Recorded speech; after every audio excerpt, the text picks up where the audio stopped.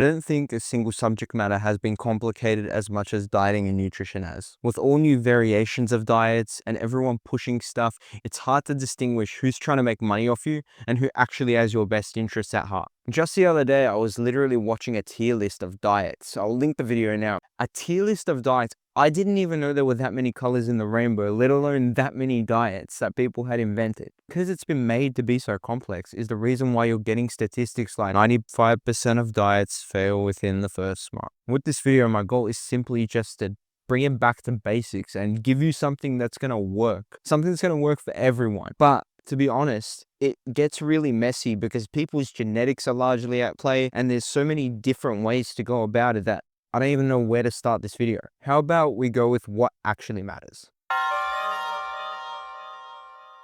Calories are going to determine your weight. There's no two ways about it. I'm sure you've heard that before. When you eat more calories, you're going to gain weight. When you eat less calories, you're going to lose weight. And I feel like people hate hearing this because it indirectly calls out their slack. Like, yeah, you got to eat less, or yeah, you got to eat more. But how many calories do you need to actually eat? What you can do is you can go on this thing called a TDEE, just Google it, put your details in, or ask for your age, your height, and your gender, stuff like that. And it's going to spit out an indication of what caloric intake someone with those details would need. Very generalized, so keep in mind this is just an indication. It does not mean that's how many calories you're going to be eating. What I suggest you do is you take that number and just work around with it for about 1 to 3 days. If your weight goes up, you decrease. If your weight goes down, you increase. From there, you're going to get an idea of what your maintenance number is. Beautiful. Now we have calories sorted. Let's talk about macronutrients. Protein, fats, carbs. I'm not going to spend too much time on this. It's already been done to death online, so you can find anyone who's covered this before. For protein, the easiest way to remember it,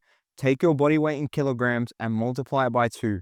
That's how much protein you're going to need. If you're an American viewer, take your body weight in pounds. There you go. That's already done for you. Now, as for carbs and fats, this is pretty versatile. But my pro tip would be that if you're someone who trains, which I presume most of my audience is, make sure you're getting a good amount of carbohydrates in your diet. Generally, the recommended amount is 5 to 7 times your body weight in kilograms. But just make sure you're eating your carbs, bro. Don't cut them. That's all I ask of you. Macronutrients. Now, this is one of the most underrated principles. For some reason in bodybuilding and fitness, it's become a trend to just do if it fits your macros and not worry about eating any micronutrients. Yes, you could just do if it fits your macros, but for those of us who don't want brain fog or mood swings, we need to be eating a good amount of micronutrients because there are other functions in your body besides building muscle. I know it's hard to believe. Nutrient timing. Now, this isn't as vital unless you're someone who trains, like I said, most of my audience probably is. But in essence, just make sure you're timing carbs before your workout and you're generally going to be fine in terms of nutrient timing. It's not as big of a deal as the other things we mentioned. And last but not least, food quality. This is vital. There is so much bullshit that is going into your food that you don't even know. In order to limit the amount of poison that you're potentially putting in your body, I suggest you opt for whole food sources or things that have 1 to 3 ingredients max. If you pick up the food label and it looks like the Bible's been written on the back, please put it down. It's just going to stop you from potentially consuming any endocrine disruptors or seed oils or any of that shit that you hear online people worrying about. Now that we've got the boring stuff out of the way, let's get into the fun stuff. What doesn't matter and what are the myths that people are pursuing online? The amount of meals you eat. Now, I'm not saying this doesn't matter altogether, but if your main worry is how many meals you're eating, you are neglecting the major things that I mentioned before. You guys can fast, you guys can eat 1, 4, 3. The main thing is that you're hitting that caloric amount that's going to allow you to pursue your goals as well as eating enough protein. Always bring it back to those bare bones basics and don't worry about how many meals you're eating or any of those small little significant things. Yes, it may help you, but what's most important is that you're eating as many meals as you need to stick to your calorie intake and hit your protein at the end of the day. Elimination diets. Now, recently it has become a trend for people under the age of 20 to go ahead and cut carbohydrates, drink raw milk. I don't know why this has been trending, this primal lifestyle online. But you guys do not need to be eliminating carbohydrates or any major macronutrient groups for that matter. Unless you're someone with health issues, which I suggest consult your doctor and not a 21-year-old kid go see your doctor first of all and find out if you have any health markers that may require you to consume less carbohydrates or less fats like diabetes or cholesterol.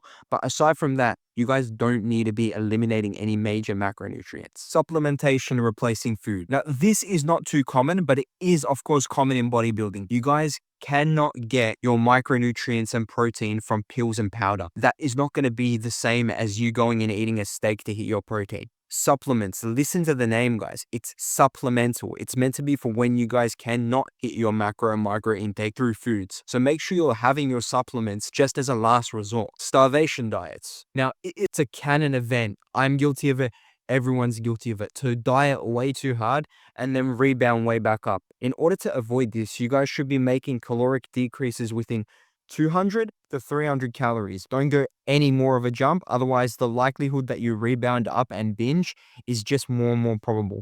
Starving yourself and going without food is one of the hardest things. It never works. It always ends with a binge at the end of the day. I've covered this already, but if it fits my macros model and neglecting your micros, that is fine. If you want to have shit hair quality, shit skin quality, and also be victim to mood swings and other things that aren't related to your physique, go ahead and do that. But for the rest of us, I think we'll steer clear of that. Eating past 6 o'clock or any time at night. Now, is it ideal for your digestion to eat that late? No. But it is not a factor of you gaining or losing weight. These things don't relate to your weight gain. Once again, caloric intake, protein. Caloric intake, protein. Bring it back to that if you ever confuse yourself. Superfoods. Guys, there is no hack in food. There is no magic food. There is no magic ingredients that are going to make you lose or gain weight. There are certain foods that are ideal to eat, which I'll go through shortly, but there is no hack in food. If there was, 2/3 of the population would not be obese if there was a magic hack. Last but not least, I want to take you through some tips and tricks that have helped me, someone who's a uni student and who's also pretty busy, that makes dieting a whole lot easier so you don't have to run into excuses. Remember how I said there are no superfoods? That's true. That's absolutely true. Don't ever think that there is. But once again, there are some foods I would recommend building your diet off. Generally things like eggs, red meat, some sort of chicken, some sort of fatty fish, Greek yogurt, and other various micronutrient dense foods, and are things that I would recommend being a part of every diet. Yes, I'm sorry for anyone who's vegetarian or vegan, but when you clicked on this video, you should have already known that I was going to be against you. Now, if you're running out of time, if you're finding that you're always on the road, I used to have this issue. What you want to do is, instead of opting for something like Macca's, go to a charcoal chicken spot. Instead of getting a Snickers off the kiosk at the servo, go get a Greek yogurt. There's always healthier options. You guys just aren't looking hard enough to find them. But if I were to summarize the main issue for why people are struggling, whether it's weight loss or weight gain, it all comes back to emotional eating. You guys need to learn how to take your emotions out of food. The more you can disconnect your emotions from what you're eating, the easier time it's going to be to hit your weight loss goals, or even an easier time to gain weight. You guys just need to look at food as something to fuel your goals and not as something to fuel your emotions. Think about that for a second.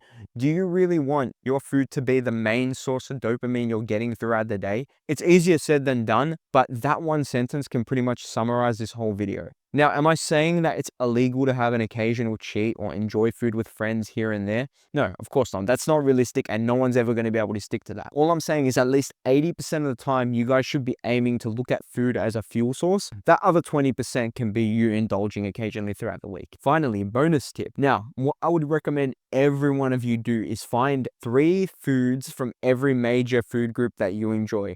Your 3 favorite fruit, your 3 favorite carb sources, your 3 favorite protein sources, and your 3 favorite fat sources. You don't even really need that last one. Like I said, fats are everywhere. And that is just going to help you be more adherent, because at least that way there are some clean foods. And trust me, eating a steak is nice. There are clean foods that you guys can enjoy, but you guys just haven't looked or tried hard enough. Summary I hope to achieve by the time you guys finish watching this is that you can understand how you can take a sustainable and realistic approach to dieting, and understand that no extreme approach is ever going to be suitable. And people who aren't pushing you these extreme approaches, or who are overcomplicating it, there's usually one common answer, and that is money. So I hope by the end of this video, you guys know how you're going to set up your diet. And if you want a part 2, I generally have so much shit to say on this topic. So please comment down below, and you might as well subscribe. Thank you.